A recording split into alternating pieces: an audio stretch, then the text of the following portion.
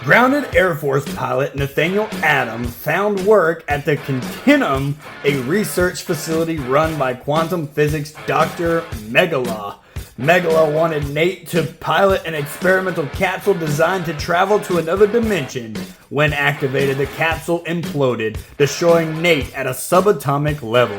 Nate soon reappeared and discovered he had become a living nuclear reactor with the ability to manipulate the quantum field. General Wade Ealing insisted Nate was now a military asset and a living weapon of mass destruction. Nate refused to cooperate and instead chose to serve the world as Captain Adam.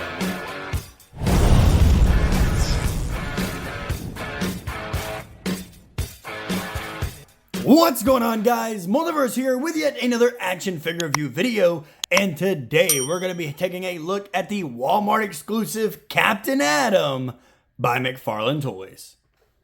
Starting off this video, guys, we're of course taking a look at that classic Mcfarlane packaging, and it is of course that traditional black, white, and blue with the open face window. Being that this is a Walmart exclusive, we see the gold label collection emblem up here in the top corner with DC Multiverse written on the bottom and Captain Adam's name right down here. Flipping over to the side, guys, we see Captain Adam's name again from the New 52, which wasn't everybody's favorite. Flipping over to the back, guys, we see that he does look a little bit different, being that he does have a little bit of something going on top of his head. I'm not going to call that hair. I'm not really sure what that is. It could be energy for all I know, but he doesn't really match the figure. There's no red gloves. There's no blue boots. However, I do love this one, although I'm glad they didn't do this because then we'd have a lot of people saying he looks like the Silver Surfer. Flipping over to the side, guys, we see nothing else other than DC Multiverse and Captain Adam's name again. Nothing at all going on at the top, and then down here at the bottom is the barcode for you barcode guys. Well, so guys, let's go ahead and rip Captain Adam out of his packaging and see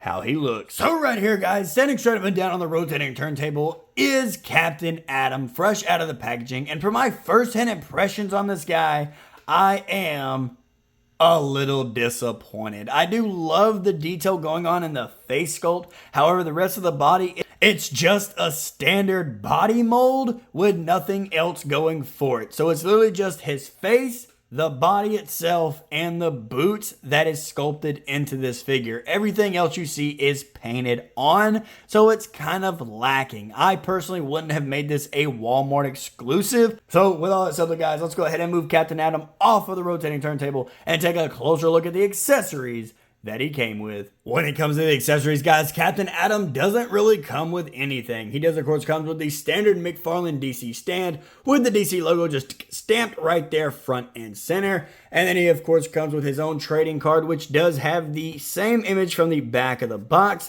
Flipping over to the back, guys, is the long read up if you want to pause the screen and read it right now. Always give you guys that little bit of a second. And he does, of course, come with two little pieces of accessories. And I'm guessing this is supposed to be quantum energy, nuclear energy, whatever you want to call it.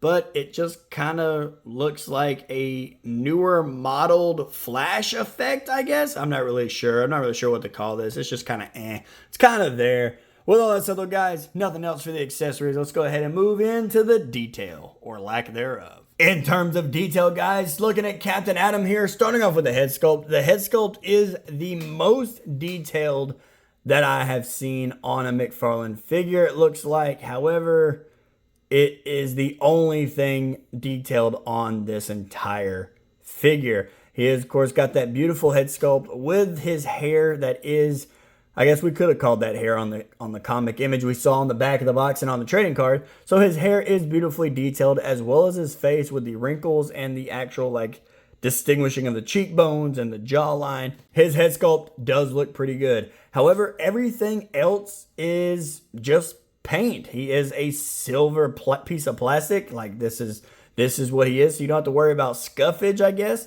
But this is him. However, I do see right here in the middle of his chest, there is a little paint mistake going on here where it bled through. And I just wish that the detail would have been on his chest piece at least. I mean, like looking at what we see here with the blue diamond-esque type Adam logo going on here would have improved this tenfold. However, this is just a black glob of or not black, but red glob of paint going on over here. I guess I'm colorblind today as well. I'm not really sure what's going on. I've done like 5 videos. Maybe that's what's wrong. Maybe I'm tired. It is creeping up on midnight right now. Let's go ahead and take a look at the rest of the body mold. He does have, I will say this does look like a new body mold because the pecs are very defined. The abs are really defined as well, but it is got a nice detail for the body mold. However, that's all this is, and they could have used it on any other figure but put extra detail in it.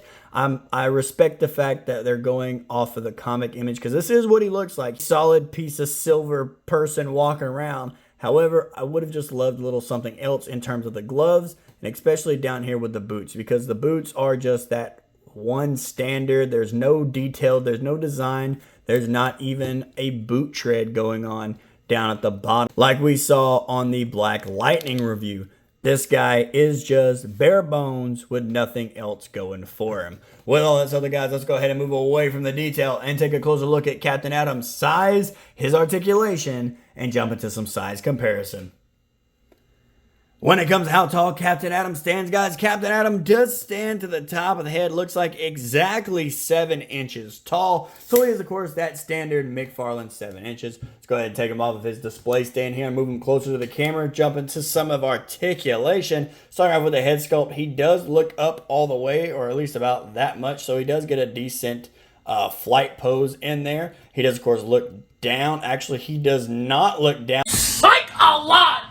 Down at all. That's a little bit of the ab crunch going in. So if I stand him up, he's just kind of angling down a little bit. Thanks to the ball joint that he's on, it does rotate all the way around, and he does get some beautiful head tilt in there as well. When it comes to his arms, he does, of course, have a very useful butterfly joint as well as a bicep swivel and double hinged elbows. When it comes to his hands and his wrists, they are on a little ball joint down there, or a little ball peg, whatever you want to call it. So they do hinge up and down and rotate all the way around. Going over here now, guys, looking at his ab crunch. He can crunch forward just a little bit, but he is, of course, the limbo master at the DC parties. When it comes to his ab crunch, he does have an ab swivel and a waist swivel. His legs go out about that far. They go back about that far, but they are stopped by that rubber buttocks. Double hinged knees. And for his ankle articulation, they do articulate down. They articulate up. He has toe articulation. And he does, of course, come with that beautiful ankle pivot. Alrighty, guys. And there you have it. Another action figure review video in the books on my channel for you guys to enjoy. When it comes to my final review on Captain Atom, with a little bit of respect for the classic look of him, I'm going to have to give this a solid 5.5 out of 10. Now, I really wanted to just stick with like a 4 out of 10, but being that he does look like he does in the comics, although I'm not really sure where the red gloves came from, I personally didn't find anything on it. Maybe I just skipped over it. However, I would have loved more detail on this figure. Just something that made it not just look very, very bland. I get it. There's only so much you can do with a comic book character that wears nothing and is solid silver. However, maybe just a little bit of extra love in the emblem alone and actually detailing the gloves and the boots would have really boosted this figure up for me. Unfortunately, I'm sticking in the middle of a 5.5, and that extra 0.5 is just for the staying true to the classic look. And he's definitely getting staged with the DC Classics. With all that said, though, guys, if you did enjoy this video, don't forget to hit the like button and subscribe if you are new. We try to put up at least 2 videos a week for you guys to enjoy. Now, before I get out of here, guys, I did notice on another YouTube channel, I really hope I don't butcher your name too much, bro. However, I am going to put you right here on the screen right now, and I will be putting you down in the description as well. Guys, go out there, check out Bones and Necros. I think it's how you say it. I'm sorry, man, if I'm butchering that. I really do apologize, but I will be putting your link in the description to your channel.